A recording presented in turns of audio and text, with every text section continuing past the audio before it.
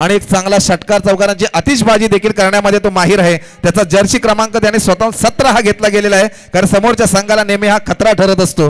काय वाटतं सर, आता 10 चेंडूंमध्ये कितीपर्यंत टार्गेट ठेवू शकतात वांजोळे संघ?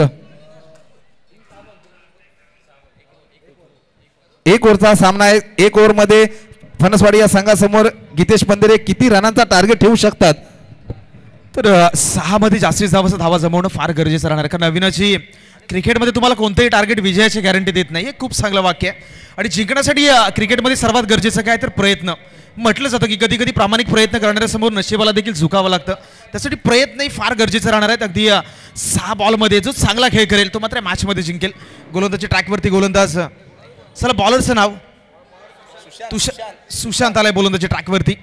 स्ट्राईक एंडला यावेळी पुन्हा एकदा शॉर्ट अंपुलचा हल्ला चढवलाय, चेंडूला पाठवून दिलाय लॉंग लेग सीमा रेषा पलीकडे, सीमा रेषा पार यावेळी आलाय।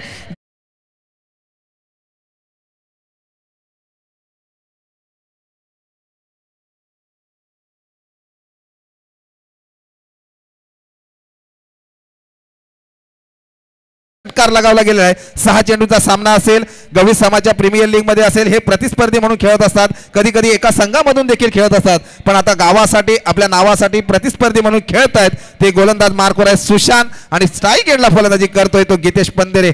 कमीत कमी चांगली फलंदाजी करावी लागेल ते गितेश पंधरे, जबाबदारी देखील आपल्या खांद्यामध्ये फुल टॉस मिळत आहे, पण पंच सर थोडेसे दंडित करतायत, नो बॉलचा इशारा करतायत। आणि दिवाळीप्रमाणे कदाचित बोनसचा चान्स असेल, फ्री हिटचा चान्स असेल काय सर? फ्री हिटचा चान्स मिळतोय, बोनस मिळालाय, ते गितेश पंधरे याचा फायदा घेतील काय आपल्या फलंदाजीतून? अगदी दर्पण प्रेशर पूर्णपणे जाणवतो। पहिल्या चेंडूवरती षटकार आल्यानंतर दुसरा अवे फ्रॉम द बॉडी खेळण्याचा प्रयत्न होता, अगदी चांगला बॉल थोडासा फ्लाईट दिली आणि चेंज ऑफ द पेस गती व्हेरिएशन पुन्हा एकदा फ्रंट ऑफ द विकेट या बॉलला खेळून काढले। चेंडू एक्स्ट्रा कव्हर झोनमध्ये ट्रॅव्हल झालाय, 2 धावा आणि 2 धावेचा प्रयत्न या ठिकाणी सफल झालाय। आणि 2च्या मदतीनं रणसंख्येमध्ये वाढवत असताना अविनाशी 9 आकडा पाहत आहे, म्हणजे 9 क्रमांक ज्यावेळी आपण स्कोर कार्डमध्ये पाहताना त्यावेळी आठवण होते अगदी वेस्ट इंडिज संघातील खूप मोठं नाव सर ब्रायन लारा, ज्या खेळाडूनं कसोटी क्रिकेटच्या इतिहासामध्ये एका इनिंगमध्ये 400 धावा करण्याचा विक्रम केला। आणि याच खेळाडूचा जर्सी नंबर 9 सध्याच्या घडीला ऑन दी बोर्ड। पुढे एकदा गितेश आहे आणि यावेळी गितेशला नमवलंय। अविनाशी क्रिकेटचं वैशिष्ट्य काय राहिलं ना, तर एका चेंडूवर फलंदाज आणि दुसऱ्या चेंडूवर गोलंदाज सातत्यानं आपलं आव्हान मात्र मैदानावरती सादर करत असताना आपण पाहत आहे। केबीसी खामगाव आणि मालोरे या दोन्ही संघाच्या कर्णधारांनी टॉस साठी यायचं आहे मित्रांनो, थोडंसं क्विक फास्ट आपण लगेचच टॉस साठी यायचं आहे। केबीसीसी खामगाव आणि मालोरे या दोन्ही संघाच्या कर्णधारांनी आपण टॉस साठी यायचं आहे, क्विक फास्ट मित्रांनो थोडंसं सहकार्य करायचं आहे। चला अंपायर सर पुढच्या बॉलवर देखील फ्री हिट आहे, चला नो बॉल गेलाय, अंपायरचं सिग्नल आपण पाहिलं असेल। फ्री हिटची घोषणा म्हणजे बॅटर झोन पद्धतीने बाद होईल, एकतर रनआउट आणि दुसरं म्हणजे ऑफ स्ट्रकिंग द फील्ड, या 2 गोष्टीचं उल्लंघन झालं तरीच बॅटर बाद, म्हणजे एकंदरीत गितेशकडे लायसन आहे या बॉलवरती। राऊंड द विकेट नको, अगदी शॉर्ट लेनवरती बॉल होता, पुन्हा एकदा ऑन साईडला चेंडूला खेळून काढलाय, क्षेत्ररक्षक बॉलवरती येईल तोपर्यंत पुन्हा एकदा दुसरा धावेचा प्रयत्न मैदानावरती सफल। 2च्या साह्यानं 2च्या मदतीनं रणसंख्येमध्ये वाढ होत असताना धावसंख्या जाऊन पोहोचते 12च्या घरामध्ये। नक्कीच सर, पण आतापर्यंत नशिबाचं कौल जर मांडलं झालं गेलं तर गितेश पंधरेच्या बाजूने जात आहे, कारण 2 फ्री हिट देखील त्याला ह्या टुर्नामेंटमध्ये चांगलं मिळाले आणि संघाची वाढती धावसंख्या नेऊन ठेवली ती 12 या धावसंख्येवर। आतापर्यंत चेंडू फेकले गेले सुशांत यांच्या गोलंदाजीमधून 4 शेवटचे 2 निर्णायक चेंडू ह्या इनिंगचे असू शकतात। पुन्हा एकदा खोलवर टप्प्याची गोलंदाजी केली, पण आता बारी मात्र जिंकली गेली ती सुशांत यांच्या गोलंदाजीतून आणि निर्धाव चेंडूची सांगता केली। 12 या धावसंख्येवर थांबवलं गेलंय सर, काय वाटतं या शेवटच्या चेंडूवर चौकार षटकार मारू शकतो का गितेश पंधरे? चेंज ऑफ द पेस म्हणजे मागचा बॉल जर पाहिलं तर थोडंसं गतीमध्ये व्हेरिएशन, क्रिकेटच्या मैदानावरती तुमच्या गतीपेक्षा कृतीला फार महत्व आहे, त्याचं प्रात्यक्षिक पुन्हा एकदा सादर केलंय। शेवटचा बॉल आहे, स्ट्राईक एंडला आपण पाहताय गितेश आहे, तर दुसऱ्या बाजूला सुशांतचं आव्हान आहे। राऊंड द विकेटने लास्ट बॉल आहे षटकातील, पुढे एकदा थोडंसं लोअर फुल टॉस ऑफ साईडला चाललाय, पॉईंट झोनमध्ये क्षेत्ररक्षक बॉलवरती येतील, बॉलला अडवतील तोपर्यंत दुसरा धावेचा कॉल पुढे एकदा खेळला जातोय, थोडंसं फंबलिंग आणि तिसरा धावेचा प्रयत्न देखील सफल झालाय। 3च्या साह्यानं षटक क्रमांक पहिलं संपलंय। पहिल्या षटकाच्या अखेरीस बॅटिंग करणारा वाजोळे संघ जाऊन पोहोचलाय 15, टार्गेट सेट केलं मात्र 16 धावांचं। मी वाजोळे संघाला विनंती करतो KBCC खामगाव आणि मालोरे याच्यामध्ये जो टॉस झाला त्याच्यामध्ये मालोरे संघ टॉस विन झालेला आहे. तरी मी विनंती करतो की वांद्रे संघात त्वरित क्षेत्ररक्षणासाठी आपण जायचं मित्रांनो. क्विक फास्ट चालेल थोडंसं फास्ट जायचं आहे पण थोडं वेळ आपल्याकडे खूप कमी आहे.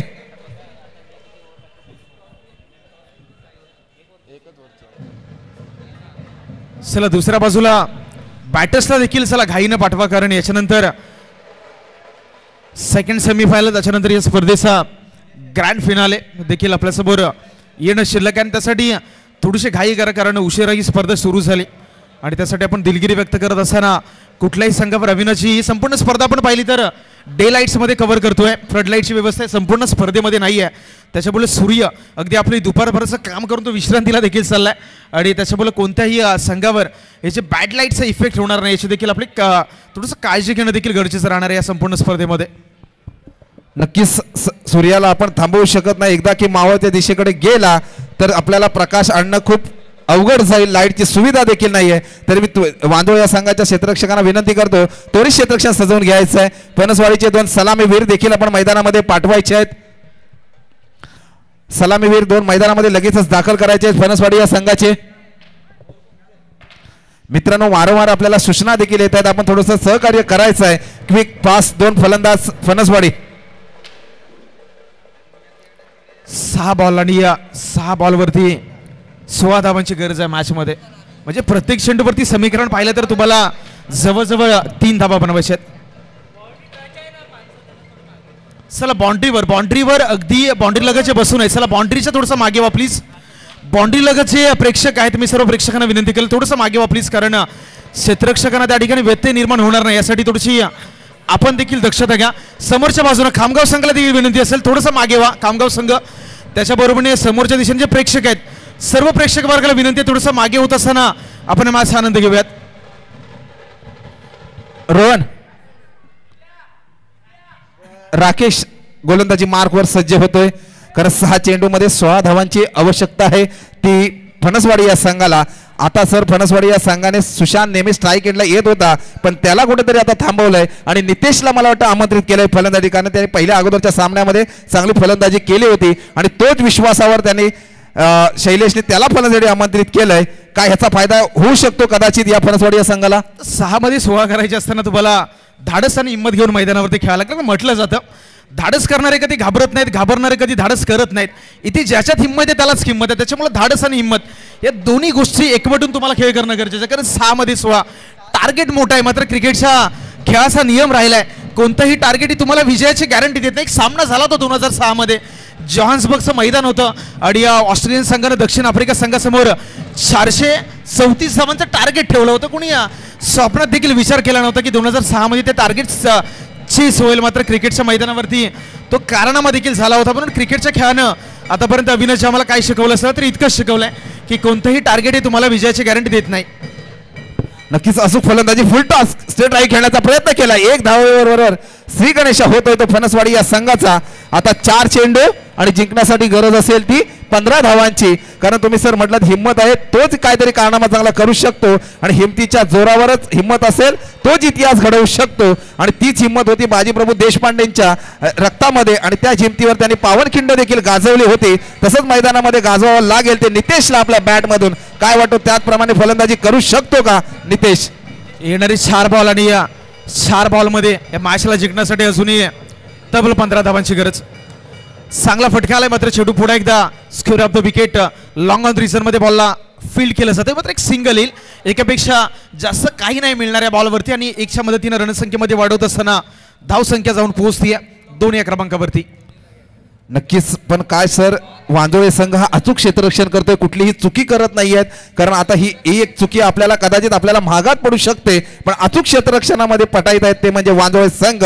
आणि आता गरज आहे ती 3 चेंडू आणि 14 धावांची गरज आहे. म्हणजे ह्या चेंडूवरती निर्णायक फटका त्यांना खेचावाच लागेल. पण आता समीकरण मैदानामध्ये आलंय ते 2 चेंडू आणि 14 धावांची आवश्यकता आहे. एखादा जर गोलंदाज खुश झाला, फ्री हिट नो चान्स मिळाला तर मैदानामध्ये नक्कीच सामन्यामध्ये रंगतदार मजा सर होऊ शकते का? 2 मध्ये 14 तर क्रिकेटचा खेळ आहे. या क्रिकेटच्या खेळाला नेहमी अनिश्चितांचा खेळ म्हटलं जातं. म्हणजे 2-14 पारदर्शक जड झालाय. फुलटॉस बॉल पुढे एकदा लॉंग ऑन रिझन मध्ये चेंडूवरती क्षेत्ररक्षक आलाय आणि आता फलंदाज बाद थोडंसं लेझी क्रिकेट मी म्हणेल की मला वाटतं त्या ठिकाणी संयम दाखवायला हवा होता. मात्र एक बॉलवरती 14 आणि अविनाच्या कारनामा झाला. याच्या अगोदर तुम्ही उल्लेख देखील झाला ज्यावेळी कोपरा ग्रुप चषकमध्ये स्पर्धा सुरू होती. अफजल 11 महाड संघाला एका बॉलवरती 14 हवा होता आणि तो कारनामा देखील त्या ठिकाणी झाला होता. कुठल्याही प्रेक्षकाने विचार नव्हता केला की एक बॉलवरती 14 होतील. मात्र सर्वांनी डोक्याला हात लावला होता त्यावेळी एकवेळी 14 झाल्यानंतर. म्हणून क्रिकेटचा खेळ आहे. क्रिकेटच्या खेळामध्ये जोपर्यंत शेवटचा बॉल मैदानावरती चांगल्या पद्धतीने डिलिव्हर्ड होत नाही तोपर्यंत कोणतेही भाकीत वर्तवणं हे नेहमी मूर्खपणाचं लक्षण मानलं जातं. 1 वरती 14 नक्कीच काय होतंय पण विजयाकडे वाटचाल केली आणि विजयी ठरतायत ते.